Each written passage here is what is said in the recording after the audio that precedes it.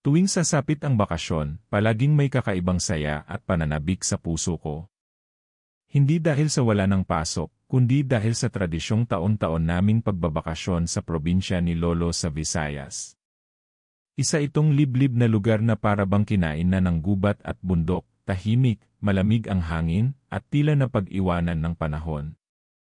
Ang pangalan ng baryo ay Sitio Cabalantian, pero madalas ay tinatawag na lang ng mga tao na, kay Lolo, dahil halos lahat ng pamilya roon ay kaanak niya. Si Lolo Berto ay dating sundalo, at ngayoy kilalang respetado sa lugar bilang isa sa mga pinakamatandang taga roon. Matanda na siya, nangingitim ang balat sa araw, may mga galos na tila alaala ng pakikidigma, ngunit hindi siya naubusan ng kwento. Laging bukas ang kanyang bahay sa sinumang dumadaan, lalo na't kung may dalang alak.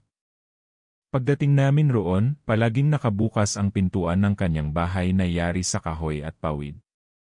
Amoy niyog, ginataan, at sariwang hangin ang sumasalubong sayo.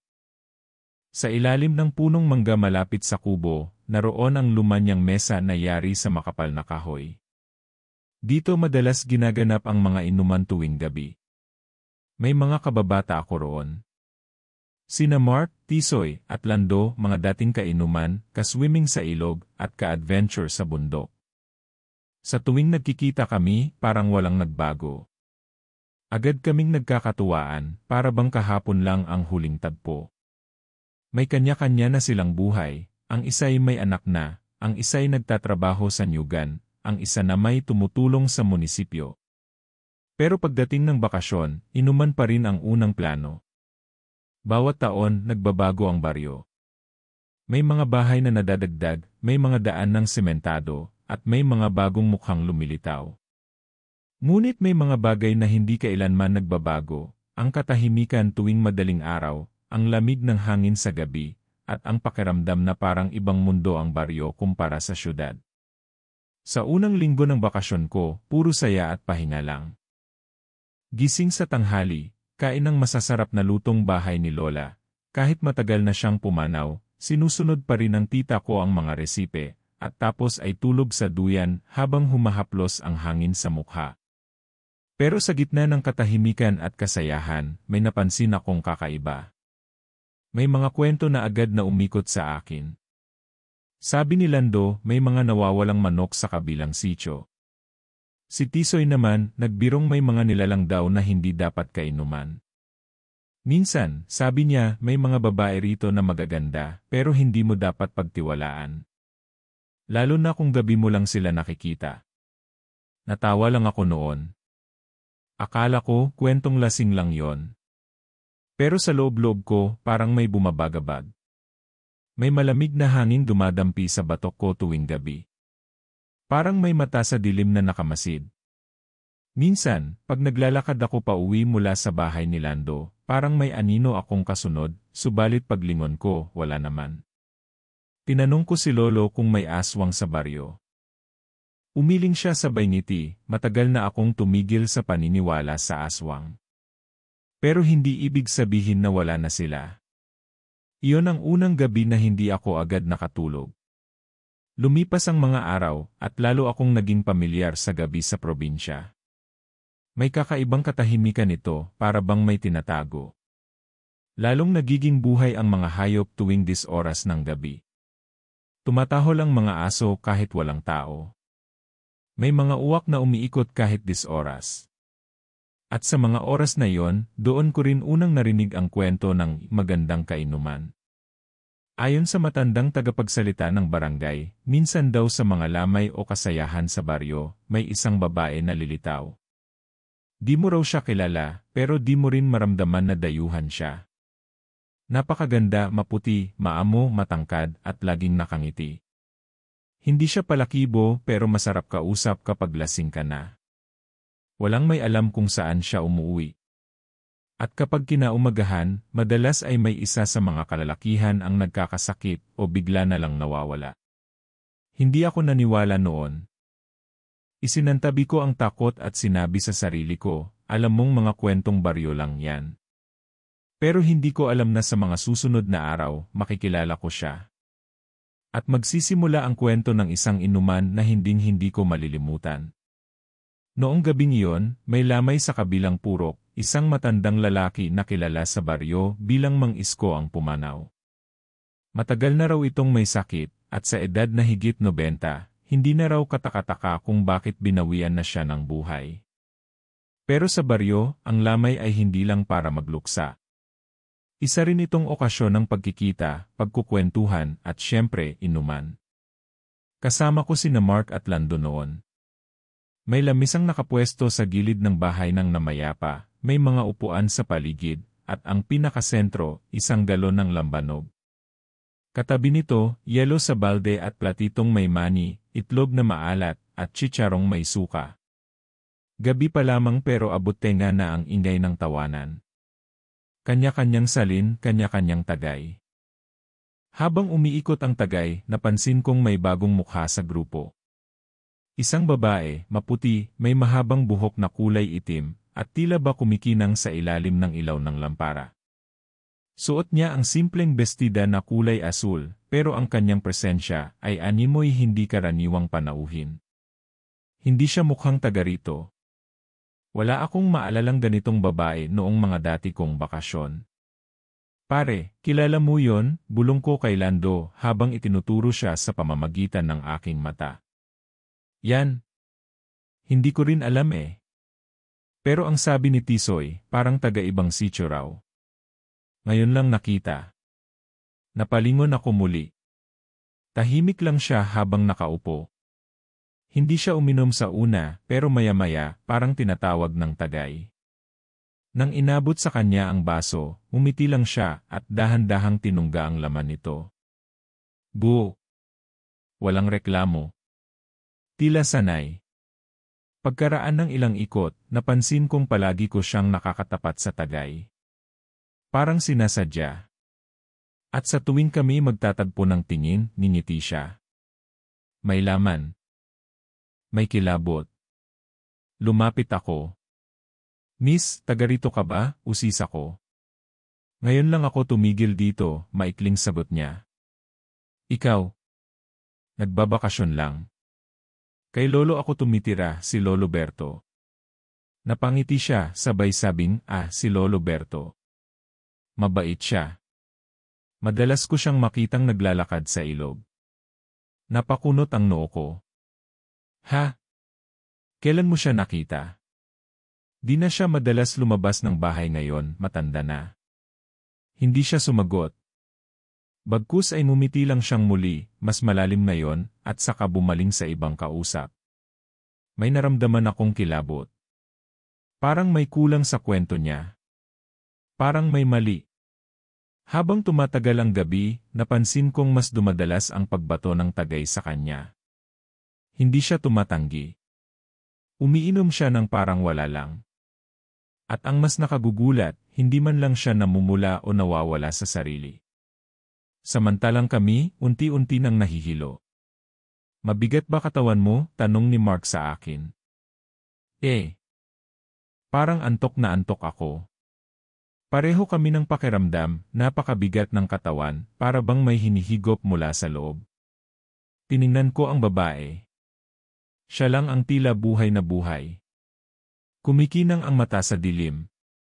At para bang lalong gumaganda habang kami nanghihina. Pere, bulong ni Lando. Yan na yon. Ha?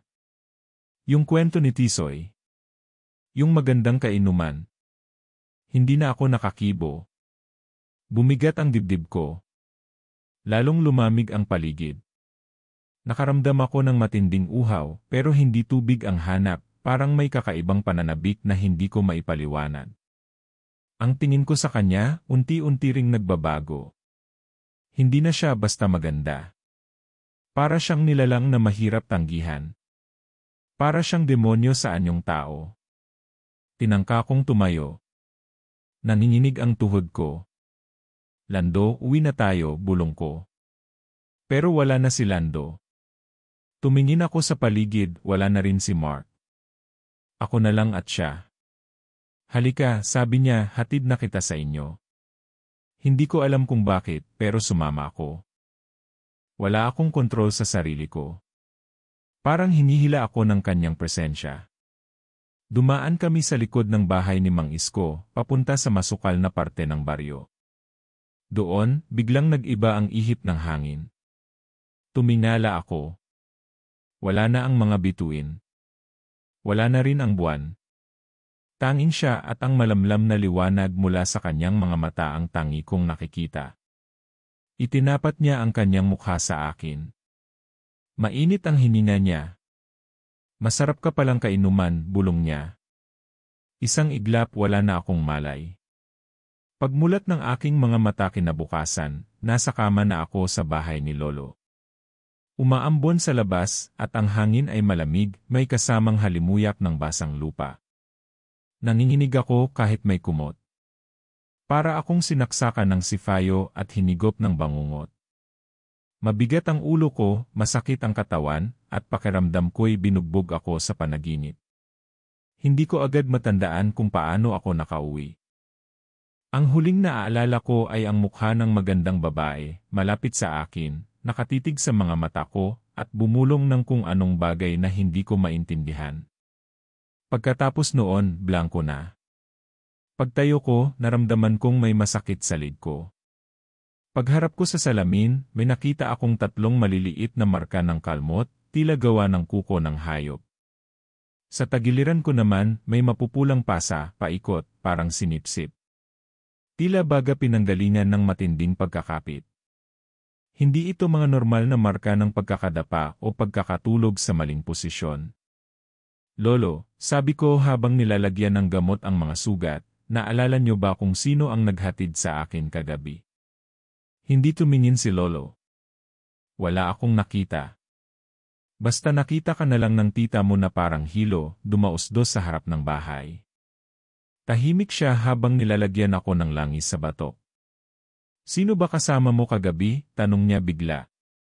May bagong babae sa lamay, maganda siya, hindi ko kilala, pero parang siya lang ang kasama ko noong huli. Napatingin si Lolo. Tumango-tango. Yun ba yung tahimik? Maputi. Mahaba ang buhok. Opo. Napabuntong hininga siya. Baka siya na nga. Hindi na ako nakapagtanong pa. Ngunit sa mga sumunod na gabi, doon nagsimulang sumiksik sa mga panaginip ko ang kanyang presensya. Panaginip na sa gitna ako ng masukal na kabubatan. Madilim. Umaambon. Wala akong saplot at nanginginig ang buong katawan. May naririnig akong tawa ng babae. Malambing, mapangakit. Nasa likod ko siya. Nakapatong ang kanyang mga kamay sa balikat ko. Mainit. Bumulong siya, halika. Gusto pa kitang makainuman. Pagsulyap ko, wala siyang mukha. Puro anino. Ngunit ang kanyang mga mata, mapupula, parang apoy na may sariling buhay. Nang tignan ko ang aking dibdib, may dumadaloy na itim na likido, parang usok. Parang hinihigo palabas ang kaluluwa ko. Paggising ko, pawis na pawis ako. Nanginginig. At ang mga marka sa katawan ko, mas lalo pang dumami. Kinabukasan, kinausap ako ni Tisoy. Pare, may naririnig ako. Yung kainuman natin sa lamay, hindi raw taga rito yon. May mga kwento ang matatanda, babaeng sumulpo tuwing may lamay o kasayahan. Laging maganda. Pero pag inabutan mo ng tagay, parang ikaw na lang ang makikita niya. Ikinuwento ko ang nangyari sa akin. Ang mga sugat, panaginip at ang kakaibang paghina ng katawan ko. Halos hindi ako makakain. Lagi akong pagod. Parang may bagay na laging humihigop ng lakas ko kahit tulog ako. Pere, sabi ni Tisoy, pumunta tayo sa albularyo. Bisita si albularyo. Ang albularyo ay si Mang Lauro, matandang lalaki na halos hindi na makalakad pero may matalim na mata. Ang kanyang kubo ay nasa dulo ng sapa, malapit sa masukal na bahagi ng bundok. May mga halamang nakasabit sa paligid, may mga buntal ng bawang, asin, at botelyang may lamang likido. Pinaupo niya ako. Tiningnan ang aking mga mata, hinawakan ang pulso, at saka sinuri ang mga marka sa katawan. Anak, sabi niya, may humihigop sa iyo tuwing gabi. Hindi ito sakit ng katawan, kundi ng kaluluwa. Pinagpawisan ako ng malamig. Aswang po ba? Tanong ko. Tumango si Mang Lauro. Hindi basta aswang. Isa siyang taga-ibang mundo na nakikipag-ugnayan lang kapag may pumasok sa kanyang bitag, lalo na yung mahihina sa loob. Lalo na yung mga lasing. Ibinigay niya sa akin ang isang pulseras na may dahon ng banay-banay, isang ugat na ginagamit daw panlaban sa mga di nakikitang nilalang. Sinabihan niya rin ako ng mga orasyong dapat bigkasin bago matulog. Kung siya ay muli mong makikita, huwag mo siyang titigan sa mata. Huwag kang magpadala sa lambing.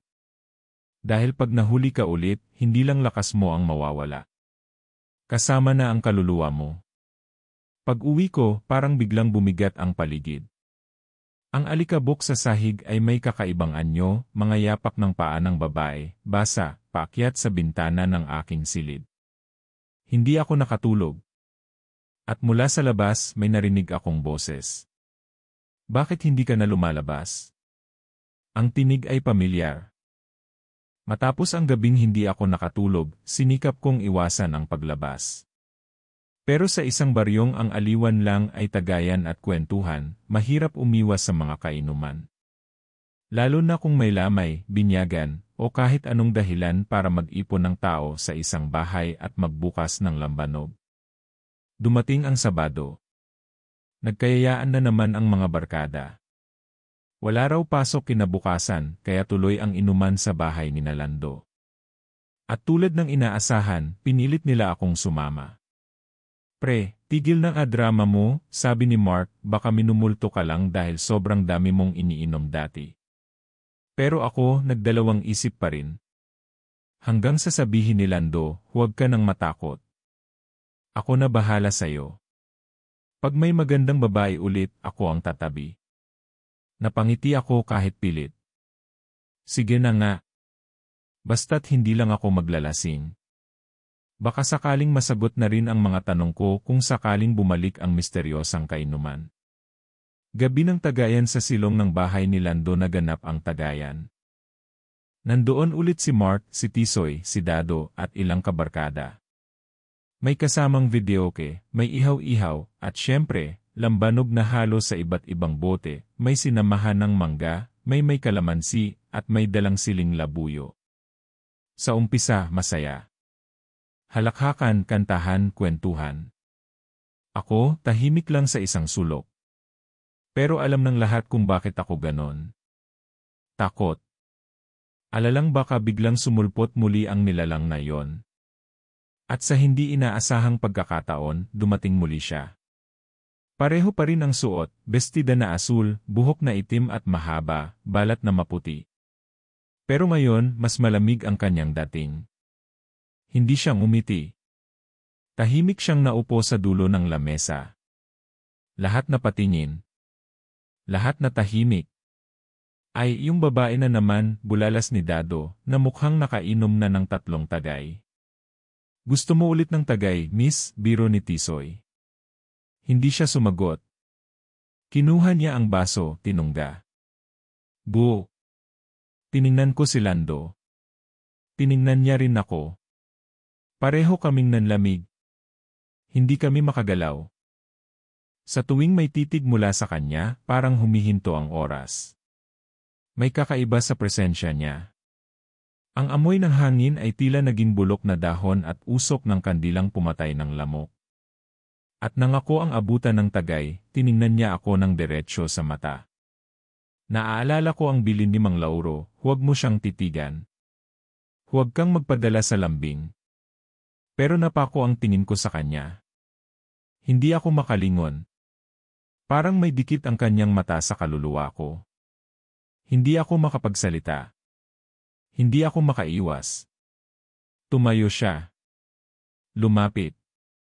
At ang lahat, parang tumigil sa paggalaw. Yan paglipat ng dimensyon nagising akong hindi ko alam kung saan. Hindi ito bahay ni Lando. Hindi ito baryo. Nasa gitna ako ng isang parang Malawak. Madilim. May ulap sa lupa. At sa harapan ko nakatayo siya. Pero hindi na siya tao. Ang kanyang katawan ay mahaba, payat, parang katawan ng ahas. Ang kanyang mukha hati sa gitna. Ang mata pula na parang baga. Ang bibig may matatalas na ngipin. Masarap kang kainuman, sabi niya. Pero mas masarap kang kainin. Napaurong ako. Tangkang tumakbo. Pero bawat galaw ko, tila may lubid sa binti ko. May anino sa paligid na gumagapang papunta sa akin. 1, 2, 5 mga anyong tao, pero wala ng balat. Wala ng mata. Lahat sila tahimik na lumalapit. Tumingin ako sa babae, o halimaw. Anong gusto mo sa akin? Kaluluwa mo, sagot niya. At lahat ng alaala mo. Hinila ako ng mga anino. Umikot ang mundo ko. Sumigaw ako. At bago pa ako tuluyang lamunin ng dilim, may boses akong narinig, isang matandang tinig. Umalis eh! Yun ni orasyon na lolo pagdilat ko ng mata, nasa bahay na ako ni lolo. Pawis na pawis. Ang pulseras ko umitim. Ang buong silid amoy usok. Si lolo, nakaluhod sa harapan ng kama, may hawak na papel at kandila. Binantayan kita buong gabi, sabi niya. Hindi mo na kaya ito mag-isa.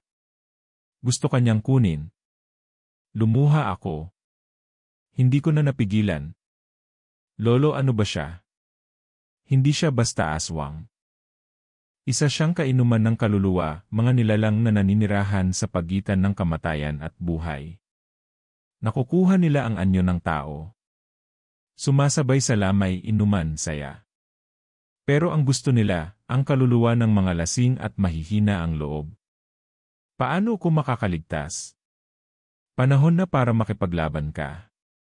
Kinabukasan, halos hindi pa sumisikat ang araw, ginising ako ni lolo. Suot niya ang lumang jacket niya na may borda ng mga anting-anting, dala ang baston na may ukit ng sinaunang simbolo. Sa tono ng kanyang boses, ramdam kong may matindi siyang balak. Sumama ka sa akin, Anya. Panahon nang malaman mo kung anong klaseng nilalang ang kinakaharap mo. At kung saan siya nanggaling. Sa likod ng baryo may daang bihira daanan ng tao. Makitid ito, maputik, at puno ng makakapal na damo. Ang sabi ni lolo, daan iyon patungo sa lumang sitio, isang lugar na hindi na tinitirhan, ngunit puno ng kasaysayan. Doon daw nag-ugat ang maraming kwentong aswang sa kanilang lahi. Yan ni lumang sitio. Pagdating namin sa sitio, tahimik ang paligid. Wala ni isang kaluskos. Wala ring signal ang cellphone ko. Mga bahay na yari sa kawayan at nipa ang nakatayo pa rin, pero lahat may palatandaan ng pagkaluma, basag na bubong, nabubulok na sahig, mga damong sumampa na sa dingding. 100 taon na ang nakalipas, ani lolo, dito nakatira ang isang pamilya na kilala sa baryo bilang mga manggagamot. Pero ang totoo, silang lahat ay mga tagapangalaga ng isang nilalang. Napakunot no ako. Nilalang. Tumango si lolo. May isang espiritu na matagal nang nakakulong sa kabubatan sa likod ng sitio na to, nakabihag siya ng kaluluwa ng isang dalaga. At simula noon, sa tuwing may mamamatay o may kasayahan, sinusubukan niyang makatawid sa mundo ng tao. At yung kainuman ko, isa siya sa mga anyo ng espiritong yon. Hindi siya tao. Isa siyang salindilang espiritu, nakakaakit, maganda, pero walang kaluluwa. Yan libro ng Eid lihim sa lumang bahay ng mga manggagamot, may iniabot si lolo na bowl. Pagbukas namin, tumambad ang isang makapal na libro, gawa sa balat ng hayop, at isinulat gamit ang tinta mula sa ugat ng puno ng likod dagat, ayon kay lolo. Binuklat niya ang pahina tungkol sa mga inumang dilim, isang uri ng aswang na hindi namumuhay bilang hayop, kundi bilang guni-guni. Ayon sa aklat, ang mga ganitong nilalang ay sumasabay sa kasayahan, umaangkin ng anyo ng taong hinahangaan ng biktima, at dahan-dahang hinihigop ang enerhiya hanggang sa tuluyang mawala ang kaluluwa ng tao. Kapag nakuha nila ito, nagiging bahagi ng kanilang tagayan ng mga patay. Kapag nakuha ka niya, babala ni Lolo, wala nang babalik sa katawang ito. Buhay ka pa, pero wala ka na. Kababalaghan si Baryo. Pagbalik namin sa baryo, may balita, nawawala si Dado, isa sa mga kainuman ko noong gabing huli ko siyang nakita. Sabi ng nanay niya, hindi na raw umuwi simula kagabi. Nakita raw siya ng isang bata, palakad-lakad sa gubat, parang tuliro. Hindi raw siya nagsasalita. Nakatingin lang sa isang direksyon, at parang may sinasabing hindi marinig. Mabilis kaming tumungo sa lugar na tinuro ng bata. Doon, sa paanan ng isang malaking puno ng balete, nakita namin si Dado, nakaupo, nakangiti, pero walang emosyon ang mukha. May tagas ng dugo sa kanyang ilong, at nangingitim ang mga mata. Dado, sigaw ko. Pero hindi siya sumagot. Tiningnan lang niya ako, at mula sa kanyang bibig, biglang lumabas ang boses ng babae. Bakit mo ako iniiwasan? Orasyon laban si masamang nilalang. Agad na nagdasal si Lolo ng orasyon mula sa aklat. Habang binibigkas niya ito, nagsimulang manginig ang katawan ni Dado. Umalinggaw ang boses ng babae sa paligid, umaalinggaw na parang maraming tao ang nagsasalita sa iisang bibig. Bigla siyang tumayo, tumakbo, at tuluyang naglaho sa kakahuyan. Walang nakapagsalita. Nagtaka kami kung si Dado pa rin ba ang katawan na yon, o sinapian na ng buo ng nilalang. Iyanhi bawal tagay mula noon, ipinagbawal ni Lolo at ng ilang matatanda sa baryo ang mga tagayan kapag may lamay. Nagpaalala sila na kung may dumating na hindi kilalang babae, kahit pagaano ito kaganda, huwag pakikitunguhan. Lalo na kung gusto kang painumin. May iba pa siyang hinahanap, sabi ni Lolo sa akin, at ikaw pa rin ang gustong kunin. Iyanhi bantay gabi isang gabi, habang ako'y nasa silid, naramdaman kong may naglalakad sa labas. Maingat ang hakbang. Walang ingay, pero ramdam ang presensya. Muli kong naalala ang paalala ni Mang Lauro, kapag bumalik siya, huwag mo siyang papasukin. Bumangon ako, kinuha ang bote ng asin at pulseras ng banay-banay. Binuksan ko ang bintana at doon ko siya nakita. Nakatayo sa may puno, malamlam ang liwanag ng buwan sa kanyang mukha. Ngunit wala na siyang anyo ng babae. Isa na siyang nilalang na walang balat, walang mata, may bibig na nakangiti hanggang tenga. At ang boses niya, halos hindi marinig, muli tayong mag-inuman. Pagkatapos ng muling pagpapakita ng nilalang sa labas ng bintana, hindi na ako nakatulog ng maayos. Kahit pa nakasuot ako ng pulseras ni Lolo, kahit may asin sa paligid ng bintana at pinto, alam kong nagmamasid pa rin siya. Parang lagi siyang nasa sulok ng paningin ko, dumadaan sa panaginip, sumasabay sa hangin tuwing hating gabi. Kinabukasan, kinausap ako ni Lolo. Hindi sapat ang proteksyon. Hanggat bukas ang daan ng kaluluwa, palaging babalik ang nilalang na yon. Kailangang isara ang lagusan. Kailangang gawin ang ritual ng paghihiwalay. Iyan alituntunin ng lumang paniniwala ayon kay Lolo, may 3 uri ng daan sa pagitan ng buhay at kamatayan, daang bukas sa lamay, kapag maraming taong umiiyak, at bukas ang loob ng mga nagluluksa. Daang bukas sa tagayan, kapag ang mga tao'y lasing at humahalik sa alaala ng patay. Daang bukas sa panaginip, kapag ang taong tinatawag ng espiritu ay mahina ang isip o puso. Lahat ng ito, ani Lolo, nabubuksan kapag may isang espiritong matagal nang nakakulong pero nananabik makatawid.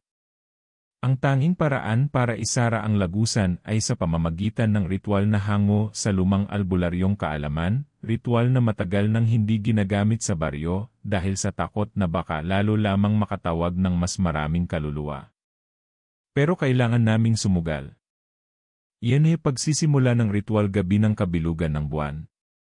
Dala namin ni Lolo ang lahat ng kailangan. Isang manok na itim asin na galing sa dagat pula at puting kandila aklat ng mga orasyon lupa mula sa mismong lugar kung saan unang lumitaw ang espiritu sa gitna ng kagubatan sa likod ng lumang sitio. Naghukay kami ng maliit na bilog. Doon isinagawa ni Lolo ang ipaglulubog ng daan. Bawat hakbang ng ritual ay kailangang eksakto, ang orasyon, ang dasal, ang paghahain ng asin, at ang pag-alay ng manok. Dapat walang pagkakamali. Habang binibigkas ni Lolo ang mga orasyon, biglang lumakas ang hangin. Umiikot ito sa amin na parang ipo-ipo. Tumataas ang lupa. Pumapailan lang ang mga dahon. At mula sa kadiliman ng paligid, Yenef paglabas ng tunay anyo lumabas siya. Hindi na siya kagaya ng una kong nakita, hindi na siya maganda. Isa siyang hugis tao pero walang mata, balat o buhok. Puro lang anino at usok. Parang kaluluwa na nabuo sa galit at pagnanasa. Bakit mo ako pinipigilan, sigaw niya. Hindi pa kita natitikman. Tumingin siya sa akin. Nararamdaman ko na parang kinakaladkad niya ang aking kaluluwa palabas ng katawan ko. Nanginginig ako. Hindi ako makapagsalita. Ngunit si Lolo hindi natitinag. Binigkas niya ang panghuling bahagi ng orasyon, isinasara ko ang daan. Sa ngalan ng liwanag, sa ngalan ng ninuno, sa ngalan ng dugo. Biglang nagliyab ang lupa. Umatras ang nilalang. Sumigaw siya ng napakalakas na halos mabingi ako. Hindi pa ito ang huli. Magkikita pa tayo. Sa huling tagay. At sa isang iglap, siya'y nawala. Sumara ang apoy. Tumigil ang hangin. Yan ay kapalit ng ritual, bumagsak si Lolo pagkatapos ng ritual. Nanginginig ang kanyang kamay at tila nagkulay uling ang balat niya. Lolo, sigaw ko. Umiti siya kahit nanghihina. Naipasara natin pero may kapalit. Lumabas pala sa ritual na bawat tagapaglinis ng daan ay kailangang mag-alay ng bahagi ng sarili.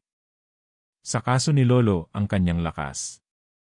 Simula noon, hindi na siya muling nakalakad. Parang kinain ng espiritu ang kanyang lakas sa kapalit ng kapayapaan sa baryo. Yan ay katahimikan pagkatapos ng dilim lumipas ang mga araw. Wala nang nawawala. Wala nang bagong kwento ng magandang kainuman. Ang baryo muling naging tahimik. Pero hindi ito tahimik na masaya, ito ay tahimik na parang may pinagdadaanan. Lahat kami, alam na hindi lahat ng kasiyahan ay ligtas.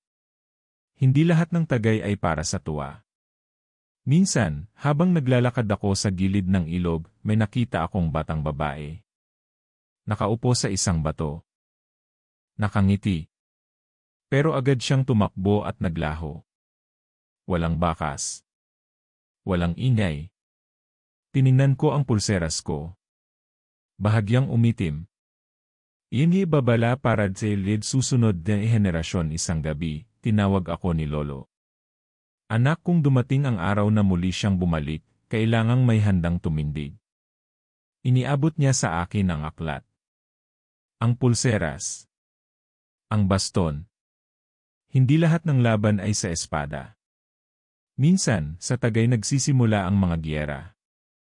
At mula noon, ipinasa na sa akin ni Lolo ang pagiging tagapagbantay ng lagusan. Kahit hindi ko ito pinili, ito'y misyon na kailangan kong yakapin. Lumipas ang ilang buwan, at bagamat tila matahimik na ang baryo, hindi ko kailanman naibalik ang dati kong sigla.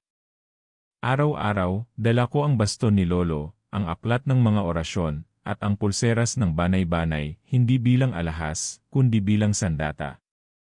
Pero ang kapayapaang iyon ay pansamantala lamang.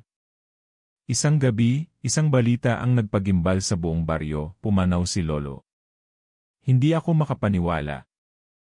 Parang kahapon lang ay kasama ko pa siyang nagbabantay sa dilim. Pero ngayon, wala na siya. Iniwan niya sa akin hindi lamang ang kanyang mga gamit, kundi ang kanyang tungkulin, ang kanyang laban. Yan ay paghahanda dahil may gaya ng tradisyon sa aming lugar, inihanda agad ang lamay ni Lolo. Gusto ng mga matatanda na gawing marangal ang kanyang pagpanaw, isang bayaning tahimik pero tunay na tagapagbantay ng baryo. Lahat ay nagdala ng pagkain, kandila at alak. At dito na nagsimula ang takot ko. Alam ko na ang tagay ay isa sa mga daan. At kung may pagkakataon para muling bumalik ang nilalang, ito na yon. Wala tayong dapat katakutan, sabi ng ilan. Mabait ang kaluluwa ni Lolo, hindi yan papayag na magulo ang lamay niya. Ngunit alam ko ang totoo, hindi kaluluwa ni Lolo ang dapat katakutan.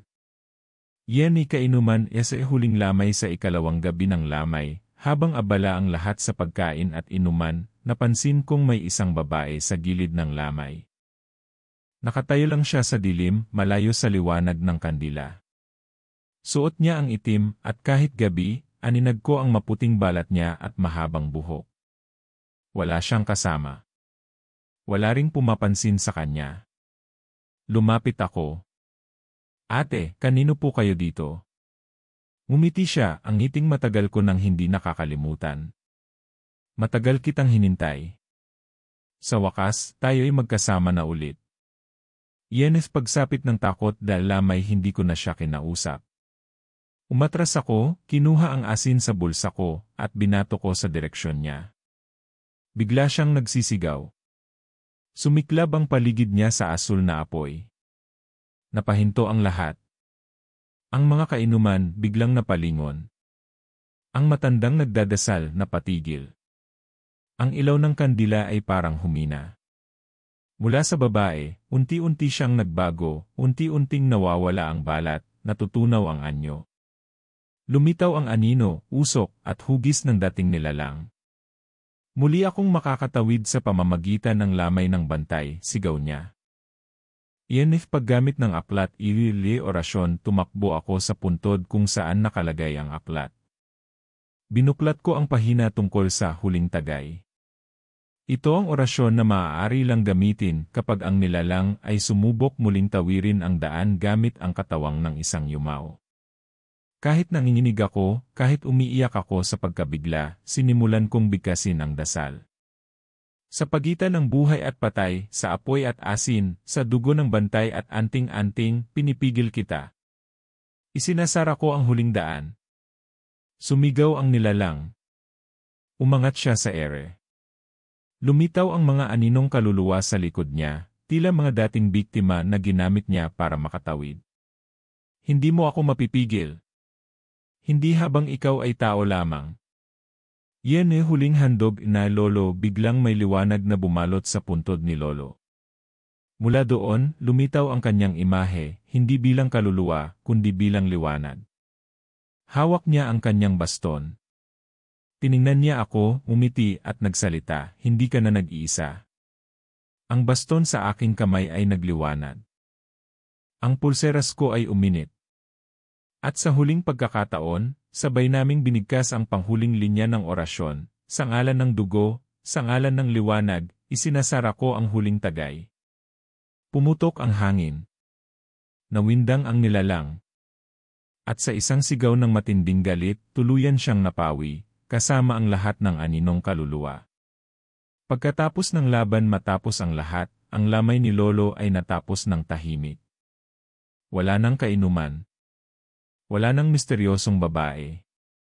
At sa unang pagkakataon, naranasan kong umiyak hindi dahil sa takot, kundi dahil sa pagkawala ng tunay kong tagapagtanggol. Inilibing si Lolo sa gitna ng sitio, ang lugar kung saan nagsimula ang kwento. At sa puntod niya, isinulat ang mga salitang, tagapagbantay ng tagay. Tagapagpigil ng lagusan. Iyan pagsibol ng panibagong tagapagbantay pagkalipas ng 7 araw, kinausap ako ng mga matatanda. Bata ka pa, sabi ng isa. Pero ngayon, ikaw na ang bagong tagapangalaga. Hindi ka na lamang apo ni Lolo, isa ka ng bantay ng daan. Hindi ako sumagot agad. Tiningnan ko ang aklat, ang baston, ang pulseras. Alam kong mahirap ang landas. Ngunit sa puso ko, ramdam ko ang liwanag ni Lolo. At sa bawat paglakad ko sa baryo, dala ko na hindi lang takot, dala ko ang pag-asa, ang pananalig, at ang tapang. Pagkatapos ng lahat ng lamay, ng huling tagay, at ng labang iyon sa pagitan ng liwanag at dilim, akala ko'y tuluyan ng magsasara ang kabanata ng aming baryo. Ngunit tulad ng paulit-ulit na sinasabi ni Lolo, ang kwento ay parang alak, hindi na uubos hanggat may tumatagay.